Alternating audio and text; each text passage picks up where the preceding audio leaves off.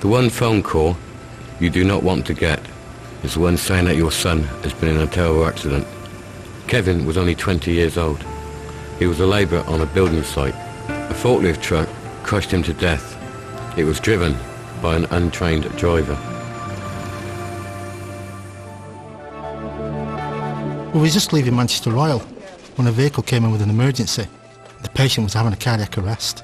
He was about 30 stone plus. As I was lifting the stretcher to the height of the trolley, I felt my back go. It was a muscle ripping. I had a call from a farmer's wife one evening.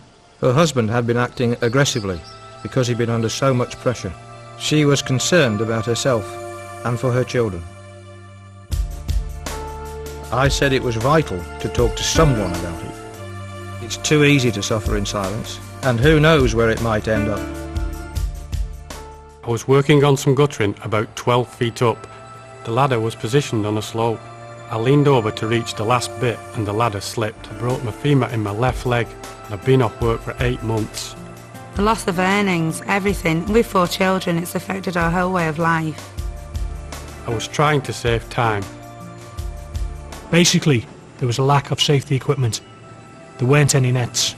But we just got on with the job. I stepped up from the guttering onto the roof. I remember falling, then nothing, until I came round in hospital. Now I'm paraplegic. I slipped badly on some wet leaves, just inside the hospital where I worked. I injured my right leg that time. A few years later, I slipped again at work. It was on a wet vinyl floor. This time I fractured my right ankle. I had dozens of operations and my leg was first amputated below the knee and then higher up. I'm very positive about the future. I've got a baby now, but things would have been better with just a little thought. That day there was a blockage in the grouting machine which I'd tried to unblock. The cement mixture sprayed into my eyes.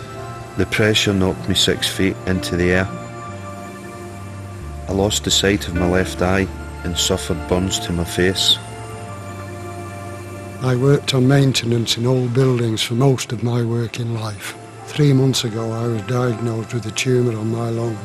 At that time we had no idea how dangerous asbestos could be. Now we know.